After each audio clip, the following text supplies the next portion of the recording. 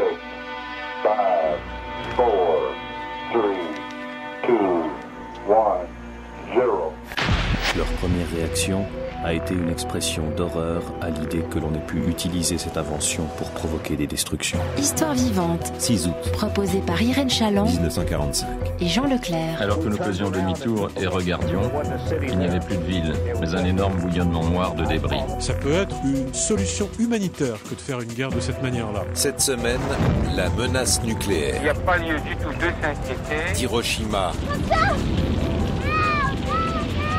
à Farm Hall. Il faut très peu d'uranium pour produire énormément d'énergie. Opération Epsilon. Sans aucun danger pour la santé publique. It is an awful responsibility which has come to us. Otto Hahn, Max von Laue, Heisenberg. Les conséquences médicales des radiations, elles n'étaient pas connues. Wirtz, Korsching. On ne savait pas à l'époque que c'était aussi problématique et grave. Nous étions 10. Et à un moment donné, le cœur n'est plus refroidi et on va vers une fusion du cœur. De toute façon, on sait qu'autour du nucléaire, il n'y a pas d'information correcte. Et cette réponse peut être conventionnelle, elle peut aussi être d'une autre nature. Je ne crois pas beaucoup à l'amélioration du monde. Je crois qu'on ne peut vivre qu'en résistant. Il faut résister au pire, toujours, sans se faire beaucoup d'illusions. Non. Max von Laue, prix Nobel de physique 1914. Otto Hahn, découvreur de la fission nucléaire, prix Nobel de chimie 1944. Werner Heisenberg, un des fondateurs de la mécanique quantique, prix Nobel de physique 1932. Walter Gerlach, physicien spécialiste du comportement des particules. Paul Artek, physicien. En avril 1939, il informe le ministère de la Guerre qu'il est possible de créer un explosif entièrement nouveau à partir de l'énergie atomique. Kurt Diebner, physicien, réussit une expérience avec plus de 600 litres d'eau lourde prouvant son concept théorique de réacteur nucléaire. Carl Friedrich von Weizsäcker, physicien. En juillet 40, il signe un rapport militaire sur les possibilités de production d'énergie à partir d'uranium raffiné. Karl Wirtz, physicien, rattaché au plan uranium. Erich Bagg, physicien, a travaillé auprès d'Heisenberg à Leipzig et de Frédéric Joliot-Curie à Paris, qui, en 1939, fait déposer par le CNRS un brevet couvrant l'invention de la bombe atomique. Horst Korsching, physicien atomiste.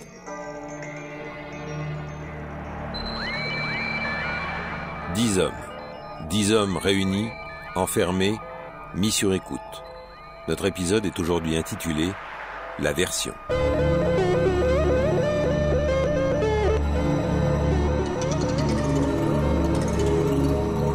When the clouds opened up over the target was there pretty as a picture. I made the run, let the bomb go. That was my greatest thrill.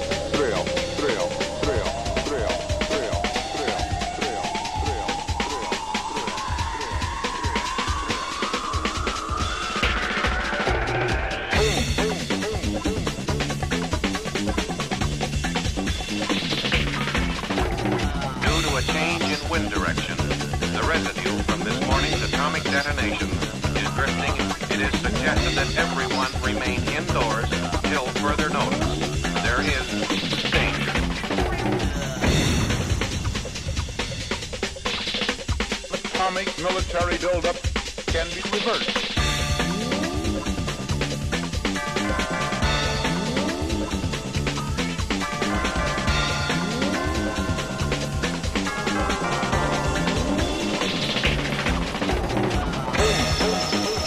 The atom bomb explodes again. The headlines of the world.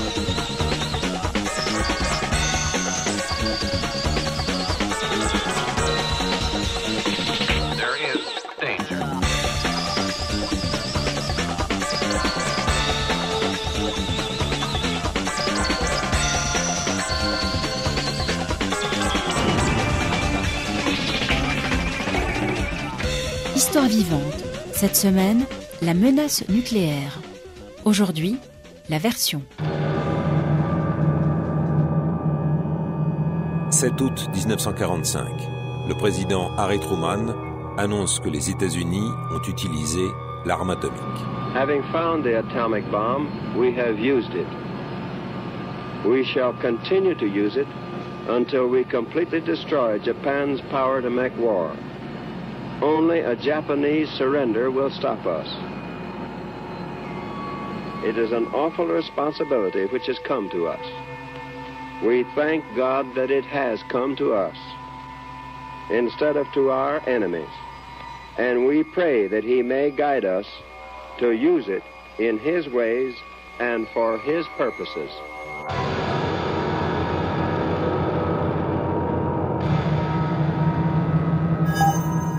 Opération Epsilon, rapport de l'officier Rittner à Michael Perrin des services secrets britanniques.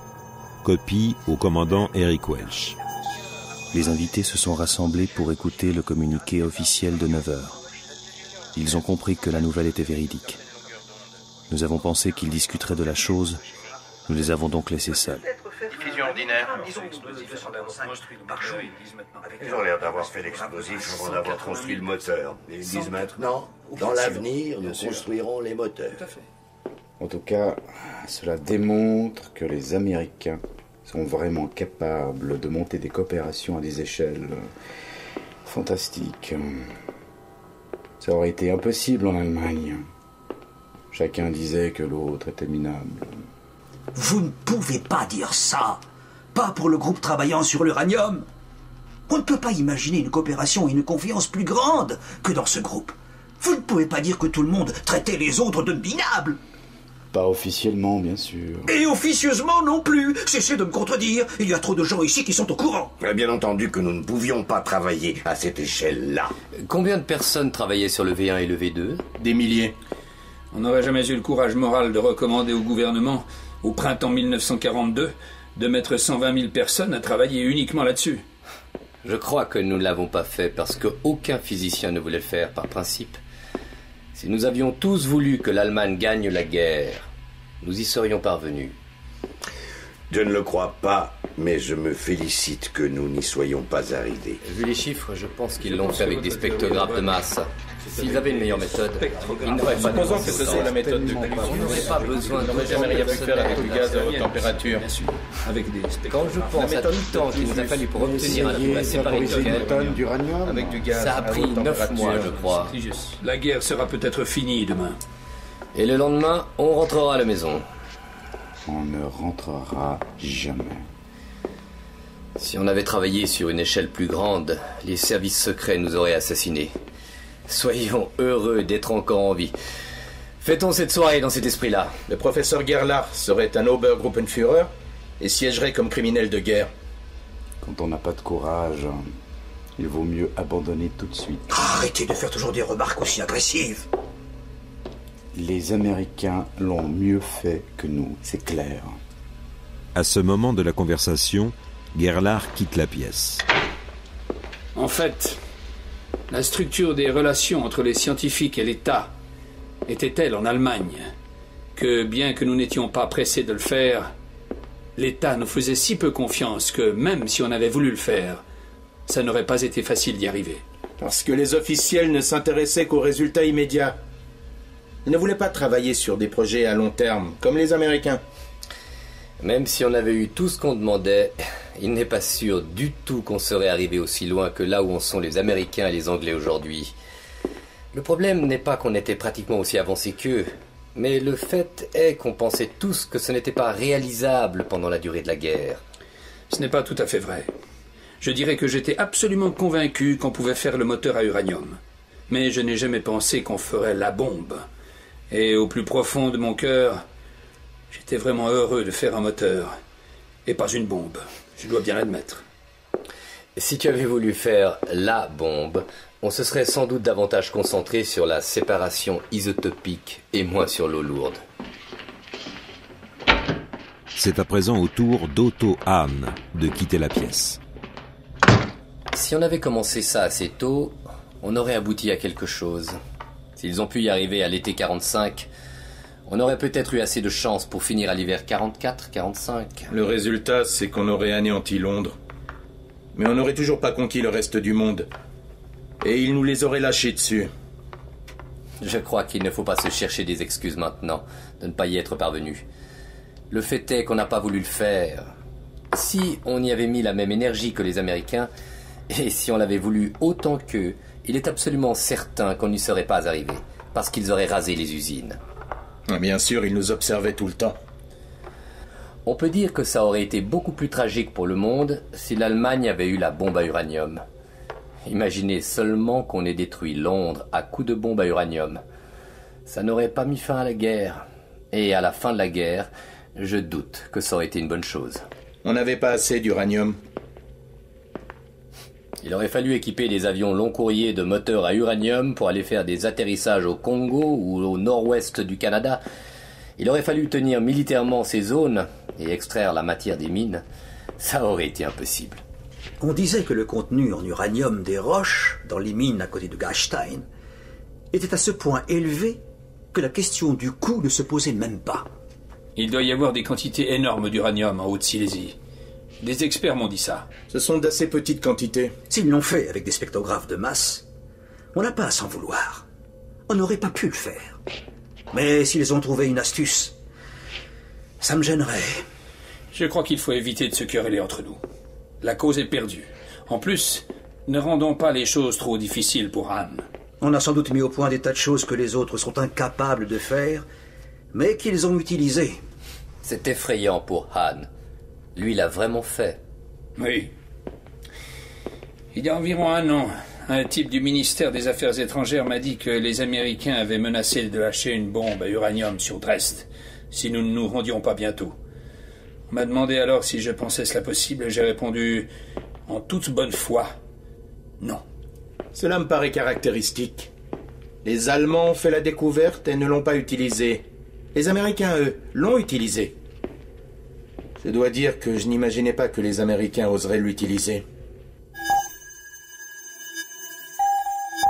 Opération Epsilon, Major Rittner, Farm Hall, 6 août 1945. Otto Hahn et Max von Laue ont parlé ensemble de la situation. Hahn a qualifié la nouvelle d'événement immense sans aucun précédent dans l'histoire. Von Laue a émis le vœu d'être rapidement libéré compte tenu de ces nouveaux développements. Quant à Gerlach, après avoir quitté la pièce, il est allé directement dans sa chambre où on l'a entendu sangloter. 1 an avant la fin de la guerre, Gerlach a été nommé à la direction du programme nucléaire allemand. Von Laue et Hartek sont montés voir Gerlach. Ils ont essayé de le réconforter. Il semblait dans la situation d'un général vaincu, acculé au suicide.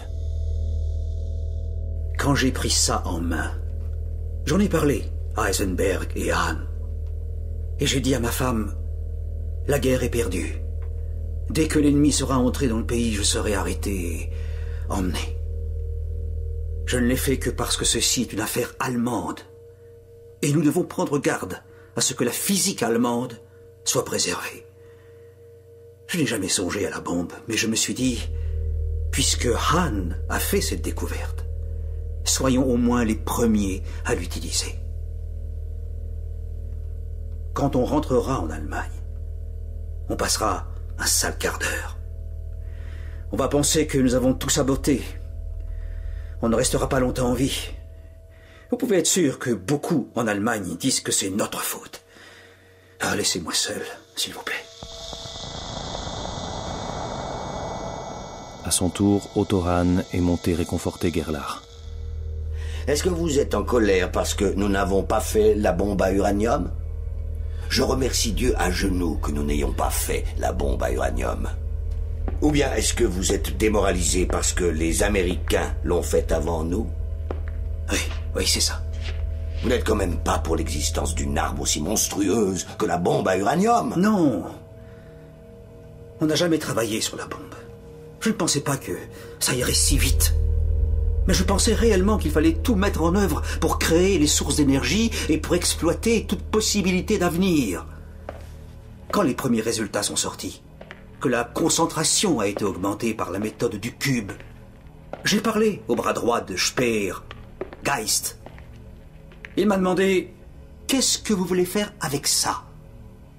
J'ai répondu « À mon avis, Un homme politique disposant de cette machine peut faire ce qu'il veut. 10 ou 15 jours avant la capitulation finale, Geist m'a répondu « Malheureusement, on n'a plus d'hommes politiques. » Je remercie le ciel que nous n'ayons pas été les premiers à lâcher la bombe à uranium. Vous ne pouvez pas empêcher son développement. J'avais peur de penser à la bombe, mais j'y ai pensé, oui, comme à une chose du futur. Et que l'homme qui pourrait utiliser la menace de la bombe pourrait tout faire. C'est exactement ce que j'ai dit à Geist. Hartek entre à son tour dans la chambre de Gerlach. Dites-moi, Hartek, ce n'est pas malheureux que les autres l'aient faite? Moi, je suis ravi que nous ne l'ayons pas faite. D'accord. Mais on travaillait pour quoi, hein? Pour construire un réacteur, pour produire des éléments, pour calculer la masse des atomes, pour avoir un spectrographe de masse et des éléments radioactifs qui remplaceraient le radium. On n'aurait pas fabriqué la bombe, mais on aurait pu faire le réacteur, et ça me désole. Si vous étiez arrivé 1 an plus tôt, Gerlach, on aurait pu le faire. Si on n'avait pas pu le faire avec l'eau lourde, on l'aurait fait avec des basses températures. Mais quand vous êtes arrivé, c'était déjà trop tard. La supériorité aérienne de l'ennemi était trop grande. On ne pouvait rien faire. Ils sont restés un long moment comme ceci à discuter tous les trois, à parler aussi de leur situation s'ils devaient retourner en Allemagne. Gerlach pense qu'ils devront rester encore 2 ans en Angleterre parce qu'ils seront en danger. Hahn pense qu'il peut retourner en Allemagne sans crainte pour lui. Gerlach explique que le parti nazi semblait penser qu'il travaillait sur la bombe atomique. Il raconte comment les gens du parti, à Munich, allaient de maison en maison le 27 ou le 28 avril, disant qu'ils allaient utiliser la bombe atomique le lendemain. Je me suis battu pendant 6 mois contre Essau et Beute pour qu'ils ne prennent pas l'eau lourde et qu'ils ne construisent pas le réacteur. Essau m'a dit plus d'une fois, c'est mon expérience, je la mènerai jusqu'au bout. Je me suis obstiné. Beute a envoyé cette lettre à Himmler au sujet de mon attitude politique. Je suis au courant de tout. Et vous ne pouvez pas imaginer les problèmes que j'ai eus et dans quelle situation j'étais à la suite de ces accusations. Je ne donnais pas cher de mes chances de survie à cette époque-là. Cela a continué jusqu'en septembre ou octobre, jusqu'au moment où Essau a fini par renoncer officiellement à l'uranium et à l'eau lourde. Oui, bien sûr, on ne s'y est pas pris comme il fallait. Seule comptait la théorie. Les expériences étaient secondaires. On écrivait des formules pratiquement incompréhensibles. On n'a pas fait d'expérience avec assez de ténacité. Supposez qu'un type comme Hertz ait fait les expériences. Il s'y serait pris assez différemment. Il ne faut pas dire devant ces 2 Anglais qu'on aurait dû en faire plus. Wirtz a dit qu'on aurait dû travailler davantage sur la séparation isotopique. Ce n'est pas la même chose de dire qu'on n'avait pas assez de moyens.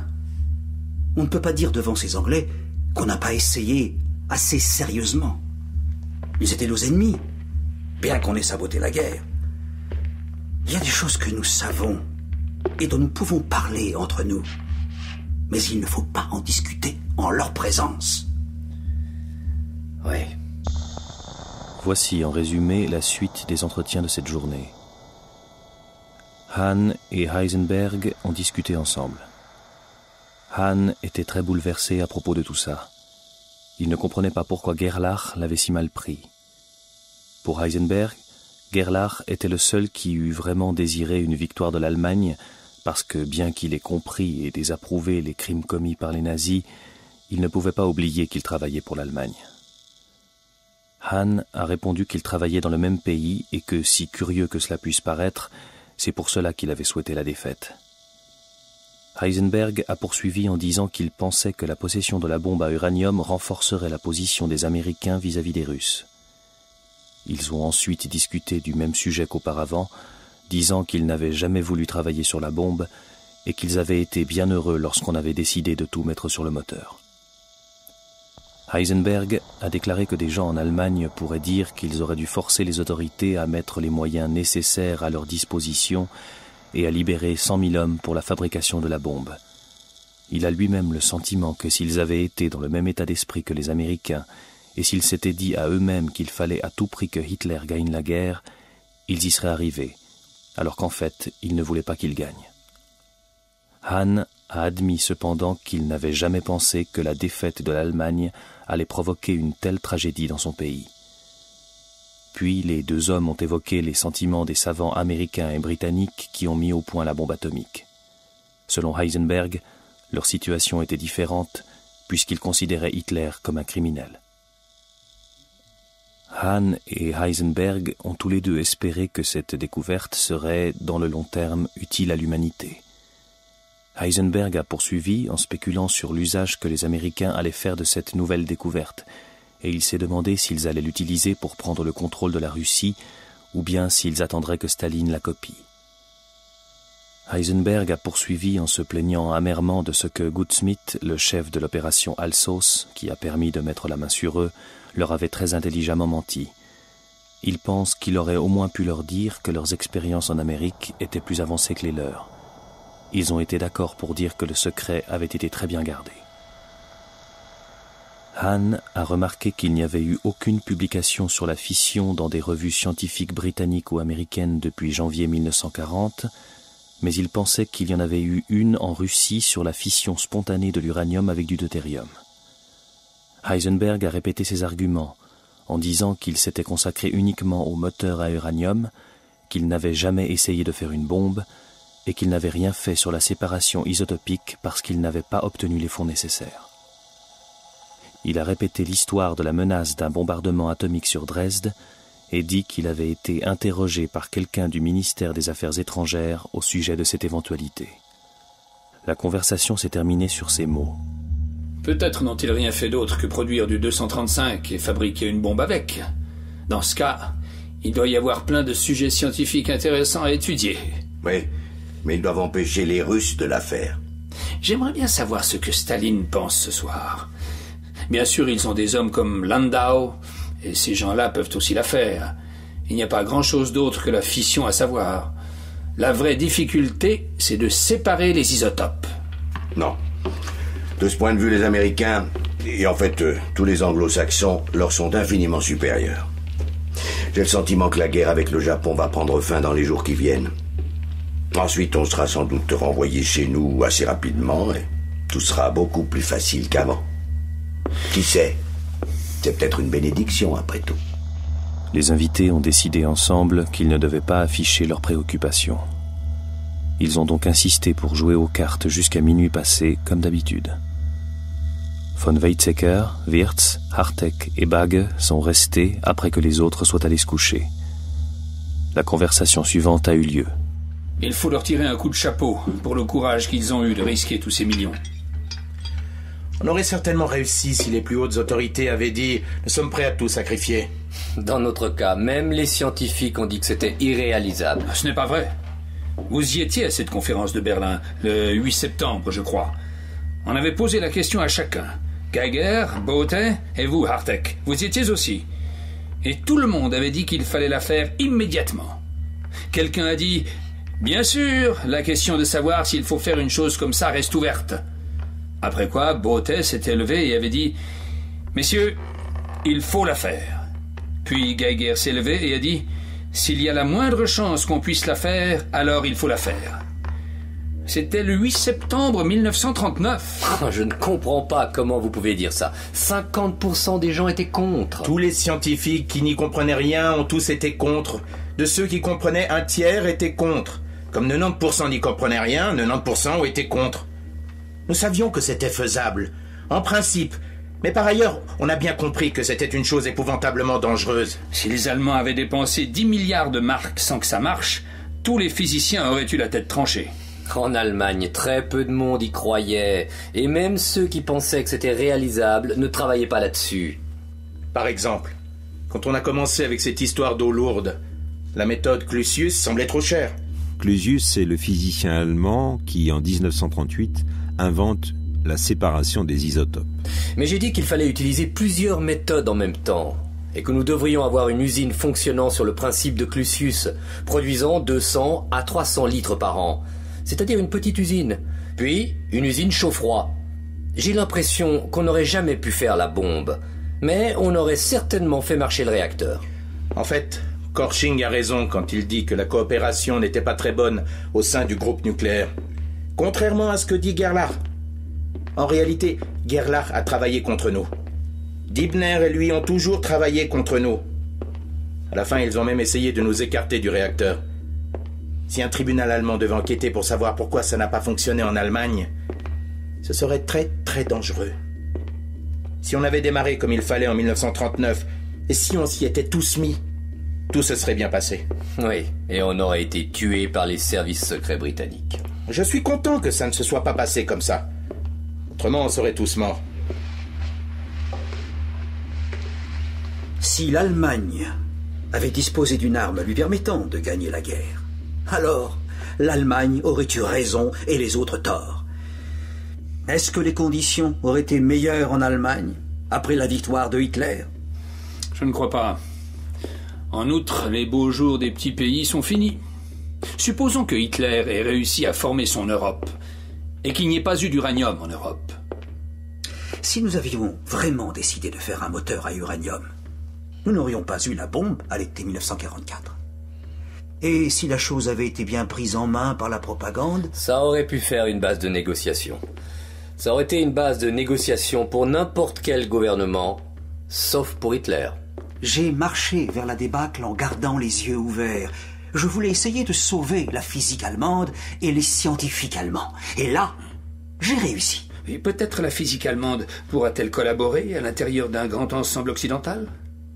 Maintenant que tout a été rendu public, je suppose qu'ils vont nous dire, dans un avenir relativement proche, quel va être notre sort. Je ne vois pas de raison de nous garder prisonniers ici. Il y a peut-être des détails pour lesquels on pourrait être utile. Ils ont l'air d'avoir très peu travaillé du côté de l'eau lourde. La seule chose à faire maintenant serait de dire: nous allons rassembler tous les gens liés au nucléaire, Chadwick, Fermi, etc., et les laisser discuter entre eux. Je ne serais pas étonné si nous rencontrions bientôt certaines de ces personnes. Et peut-être cela donnera-t-il quelque chose. Il me semble que la chose la plus raisonnable que nous ayons à faire est de collaborer avec les anglo-saxons. On peut le faire avec la conscience tranquille maintenant, parce qu'on voit bien qu'ils vont probablement dominer l'Europe. J'aimerais vraiment savoir comment ils ont fait. J'ai l'impression que la situation politique de Staline est complètement changée maintenant. Oui, je l'espère. Staline ne l'a certainement pas encore. Si les Américains et les Anglais étaient de bons impérialistes, ils s'en serviraient pour attaquer Staline dès demain. Mais ils ne vont pas le faire. Ils vont s'en servir comme arme politique. Bien sûr, c'est bien. Mais la paix qui en résultera ne durera que jusqu'à ce que les Russes l'aient. Et alors, il y aura certainement la guerre. Je suis convaincu qu'il va nous arriver quelque chose. Dans les prochains jours ou semaines. J'imagine qu'ils ne nous considèrent plus comme de dangereux ennemis. Oui, ce qui fait notre force maintenant, c'est que nous sommes des non-nazis. Mes craintes les plus terribles se sont réalisées. Notre situation va se compliquer maintenant. Je crois que nous sommes beaucoup plus liés aux anglo-saxons maintenant. Parce que nous n'avons plus la possibilité de passer chez les Russes. Même si nous le voulions. Ils ne nous laisseront pas. Mais, d'un autre côté, on peut le faire la conscience tranquille. Parce qu'on voit bien que dans un avenir immédiat, l'Allemagne sera sous l'influence anglo-saxonne. C'est de l'opportunisme. Mais il est très difficile pour le moment de penser autrement. Parce qu'on ne sait pas ce qui vaut le mieux. Si je devais me demander pour quel camp il vaut mieux travailler, je dirais aucun des deux, bien entendu. Dibner et Bagge ont aussi discuté seul à seul de la situation. À ton avis, qu'est-ce qui va nous arriver maintenant? Ils ne vont pas nous laisser repartir en Allemagne. Autrement, les Russes vont nous embarquer. C'est assez évident ce qu'ils ont fait. Ils ont simplement un autre système que le nôtre. Si un homme comme Gerlach était arrivé plus tôt, ça ne se serait pas passé comme ça. Gerlach n'est pas responsable. Il a pris les choses en main trop tard. D'un autre côté, il est assez évident que Heisenberg n'était pas l'homme qu'il fallait. Ce qui est tragique, c'est que les remarques que Görsching a faites à Gerlach sont justes. Quand Weizsäcker dit qu'il ne voulait pas que ça réussisse, c'est absurde. C'est peut-être vrai pour lui, mais pas pour nous tous. Weizsäcker n'était pas le type qu'il fallait. Maintenant, les autres vont essayer de se rattraper et de se vendre au commandant. Bien entendu, ils peuvent faire ce qu'ils veulent de nous maintenant. Ils n'ont aucun besoin de nous. Rapport du major Hittner, Farm Hall, 6 juin 1945.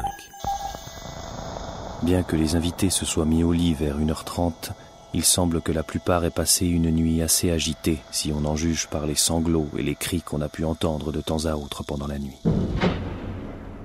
Sir Charles Frank, physicien britannique, il a rendu visite au groupe de Farm Hall au mois de novembre 1945, un mois avant leur libération. L'estimation qui avait été faite, à savoir que personne, pendant la durée de la guerre, ne parviendrait à fabriquer une bombe atomique, se révéla correcte s'agissant de l'Allemagne seule. Quand la première bombe atomique américaine fut testée, le 16 juillet 1945, l'Allemagne n'était plus en guerre. Assurément, les Allemands auraient avancé plus vite dans leurs recherches sur l'énergie atomique s'ils avaient pu rassembler et faire travailler ensemble tous leurs meilleurs chercheurs. Il est presque sûr, en revanche, qu'ils n'auraient pas pu réaliser la bombe atomique pendant la guerre, même s'ils avaient essayé, et même s'ils n'avaient pas gaspillé leur énergie sur le projet V2. Même les Américains, qui avaient une avance industrielle et scientifique notable et bénéficiaient d'une aide importante de la part des savants anglais et d'ex-allemands installés en Angleterre, n'ont pu réaliser la bombe avant la fin des hostilités, armistice le 8 mai 1945 et premier essai atomique Trinity le 6 juillet 1945. On doit se demander pourquoi Heisenberg, ou toute autre personne en Allemagne, ne s'est pas posé plus sérieusement la question de la faisabilité de la bombe avant Hiroshima. Il est possible que Heisenberg se soit dit que ce problème ne méritait pas qu'on y consacrât un calcul précis tant que les paramètres nucléaires ne seraient pas connus avec précision. Tous les scientifiques étaient tellement soulagés par la conclusion qu'il ne serait pas possible de construire la bombe pendant la durée de la guerre, conclusion qui leur évitait des décisions douloureuses, qu'ils ne cherchèrent pas à la mettre en doute. Pour certains, contredire Heisenberg sur un problème de physique était pratiquement un crime de lèse-majesté. Après avoir renoncé à travailler pour la bombe, pour quelque raison que ce fût, on éprouvait encore le besoin de se justifier en invoquant la morale. Ce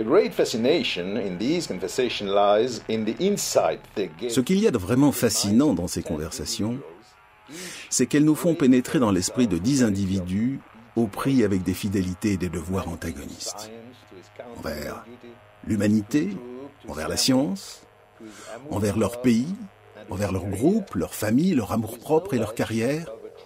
L'existence de la bombe, arme apocalyptique, donne à leur pensée une importance particulière. On peut regretter que ce document n'ait pas été déclassifié du vivant de Dürrenmatt, qui en aurait certainement fait une pièce de théâtre.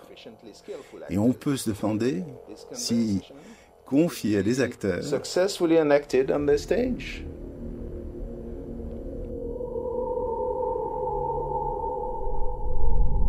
On July 16th, 1945, I was out in the desert in New Mexico. It had grown cold in the desert. At a site that had been named Journey of Death hundreds of years ago. Occasionally, a drizzle came down. 9 miles away from where we were, flashes of lightning made us turn apprehensive glances toward zero. We started fast. The gadget was now ready to be remotely armed. We kept gazing through the blackness. 6, 5, 4, 3, Suddenly, at 5:29:50, the announcer said, we heard a voice ringing through the darkness, 30 seconds. sounding as though it had come from above the clouds. 10 seconds. 0 minus 10 seconds. We were lying there very tense in the early dawn. A green flare And there were just a flashed few out through streaks the of gold clouds, in the east. descended You could see your neighbor very opened, dimly. grew dim, and vanished into the darkness. Those 10 seconds were the longest 10 seconds that I had ever experienced. The voice from the clouds boomed out again. 0 minus 3 seconds. Then, out of the great silence came a mighty thunder.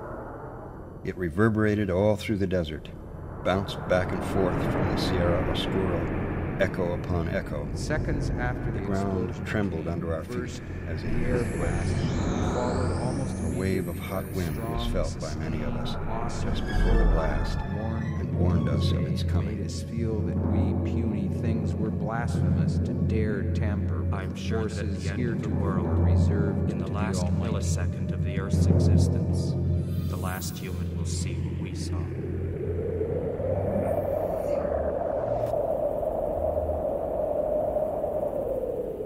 Histoire vivante. Cette semaine, la menace nucléaire.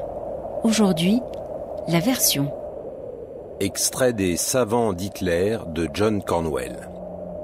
Le destin des scientifiques d'Hitler après la guerre.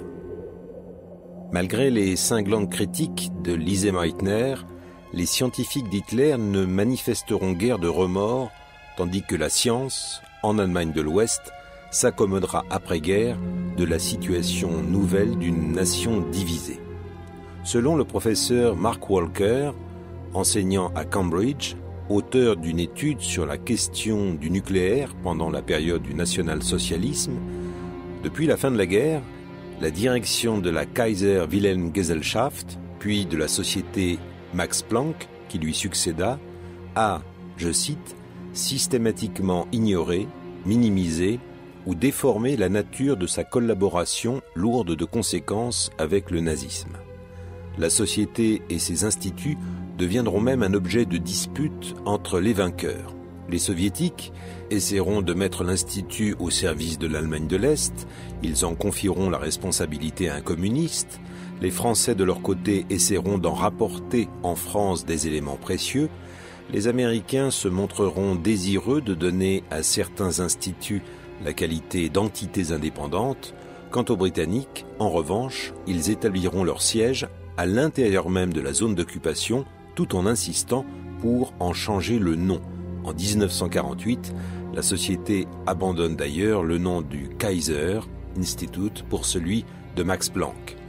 Otto Hahn, qui en est devenu le premier président après la guerre, bataille pour conserver l'ancien nom. Il menace même de donner sa démission et de rallier les soviétiques avec armes et bagages, puis finit par capituler. John Cornwell poursuit.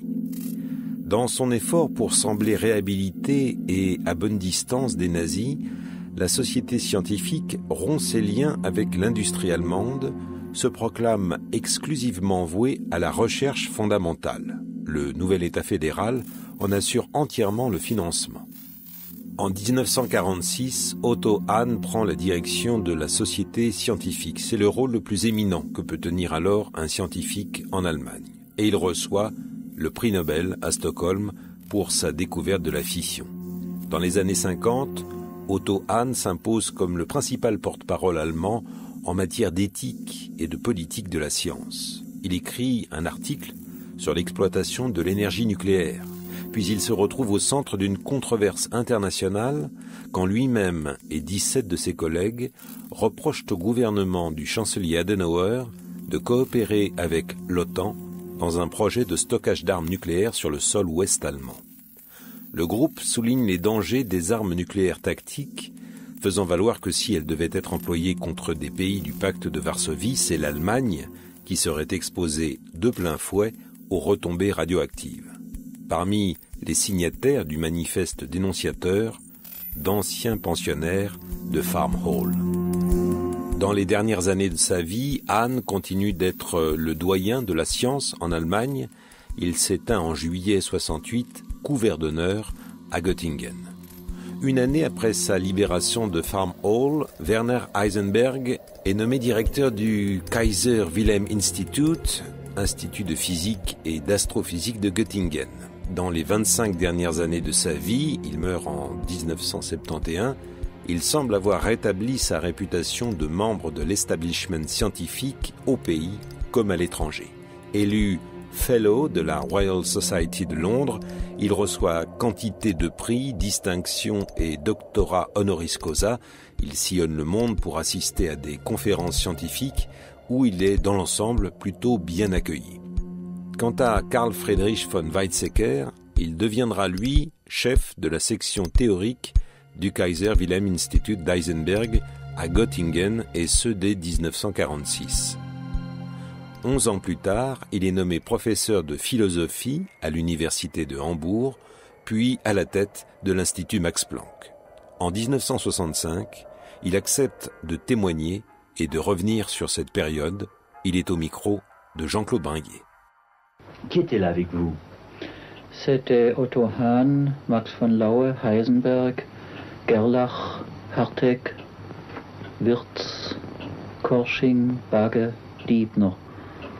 Nous étions 10. Vous pouvez compter. Quand vous avez appris l'existence, enfin la nouvelle de la bombe atomique sur Hiroshima, oui. Ça s'est passé comment? Ce jour-là? Eh bien, c'était une longue journée. C'est difficile à raconter tout. Naturellement, la première réaction de notre petit groupe était la question si c'est vrai. Parce que on savait dans notre groupe que c'était probablement possible et que c'était très difficile. Et il y en avait quelques-uns dans notre groupe qui ne croyaient pas tout de suite que c'était vrai, qui croyaient que peut-être c'était une sorte de feinte, une sorte mais je dirais pour moi que mon impression immédiatement était que c'était vrai. Parce que je ne pouvais pas imaginer comment on pourrait feindre de telles choses. Et naturellement, la réaction était une réaction, eh bien, je dirais, de terreur. On voyait immédiatement que la science, notre science, peut amener à des conséquences ainsi horribles que ça. On l'a su toujours, on le savait toujours, dès 1939. Mais on n'était jamais tout à fait sûr. Il y a toujours une différence entre la possibilité et la réalité. Même entre l'expectance assez certaine et la réalité. C'est toujours autre chose. C'est autre chose de voir que quelqu'un qu'on aime va mourir et de le voir mort. Est-ce que pour vous la politique c'est le mal? Non, je ne peux pas dire ça. Je ne peux pas dire ça parce que la politique c'est la réalité. Personnellement, peut-être je n'étais pas assez naïf pour penser qu'il n'y avait pas de politique. N'est-ce pas? Ça c'est un jardin de paradis, mais les physiciens qui appartenaient à ça sans savoir qu'il y avait la politique étaient assez naïfs. C'était des enfants heureux sans doute. Mais on savait qu'il y avait eu une grande guerre mondiale, on savait que peut-être il y en aurait une autre. Mais en tout cas, il ne me semblait pas que la situation de l'Europe était une situation paisible, une situation qui pouvait rester ainsi. Spécialement en Allemagne, la situation en Allemagne dans ces années 20 à 30 était une situation très compliquée, et de grandes tensions et pauvreté et tout ça, le chômage. On ne pouvait pas bien s'imaginer que ça c'était final et bien établi. En ce sens, moi je n'étais pas surpris du développement, j'étais surpris par Hitler. Parce que j'avais toujours eu l'idée que Hitler était un fou, que Hitler ne pouvait jamais devenir important. Et ça, j'ai appris plus tard que Hitler vraiment était un homme qui avait de grandes forces, de grandes possibilités, que je n'avais pas vues. Mais qu'il y aurait quelque chose qui pourrait amener à une guerre, ça me semblait assez plausible. Pour moi, quand j'étais jeune, le national-socialisme était une bêtise et rien d'autre.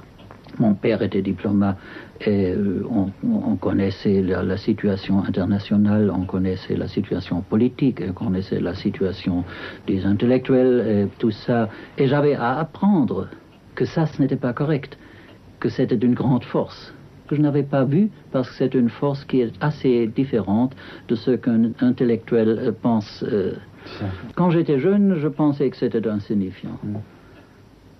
Et plus tard, j'avais la grande difficulté à comprendre pourquoi c'était si forcible. Et j'admets qu'en 33, 34, j'étais influencé par ça. J'avais l'impression que, évidemment, là, il y avait un mouvement qui pouvait changer des conditions qui étaient des conditions assez mauvaises et pouvait les changer pour devenir meilleures. Et vraiment, j'étais impressionné par les accomplissements du gouvernement de Hitler. Pas seulement le gouvernement, mais j'étais impressionné par le mouvement des gens plus primitifs que moi. Et je voyais qu'il y avait là une force que je n'avais pas vue.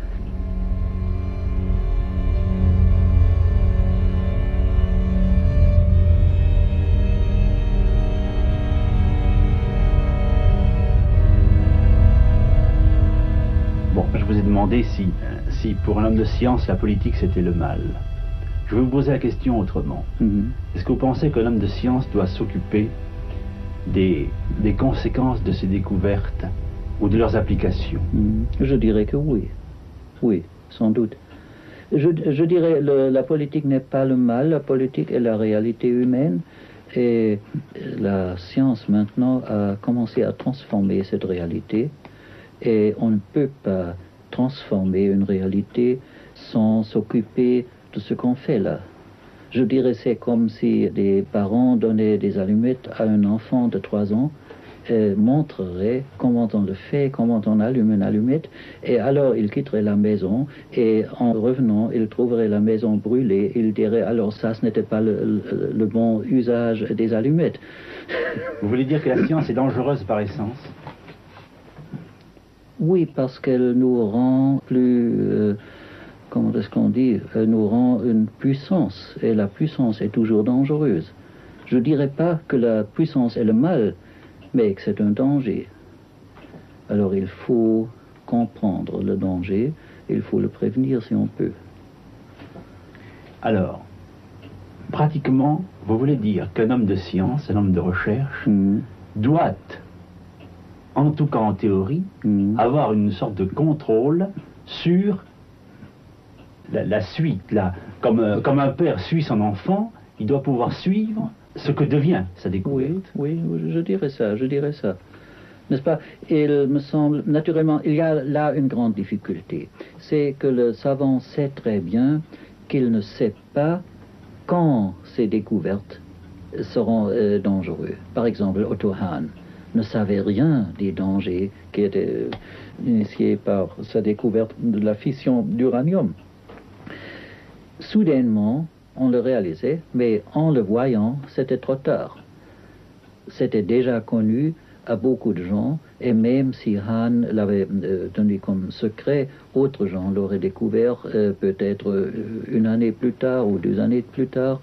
Et pour ça, je dirais que ce progrès de science ne peut pas être arrêté.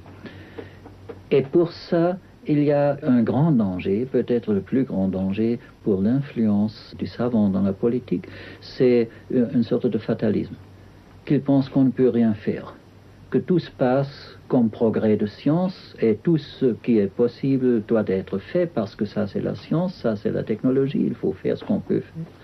Et si on pense ça, je dirais qu'on est absolument sûr de détruire le monde.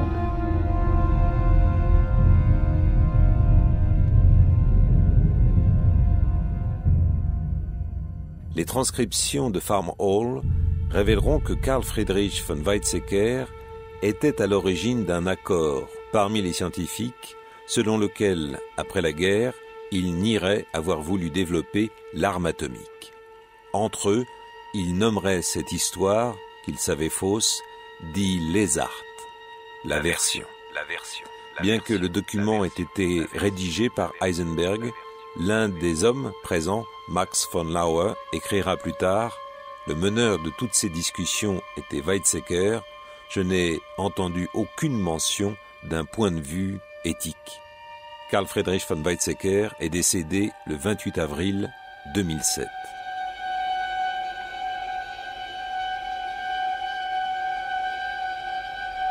En octobre 2007, l'historien berlinois Rainer Karlsch fait paraître un ouvrage intitulé « La bombe d'Hitler ». Il révèle que des scientifiques ont bel et bien travaillé sous l'égide de la SS à la construction d'un réacteur et à l'élaboration d'une mini-bombe A testée par 2 fois avec succès en 1944 et en 1945, causant la mort de plusieurs centaines de prisonniers. En mars 1945, alors que Heinrich Himmler et Albert Speer comprennent que l'arme miracle de Hitler n'est pas assez aboutie pour pouvoir changer le cours de la guerre, l'avance des Alliés met un terme à ces recherches.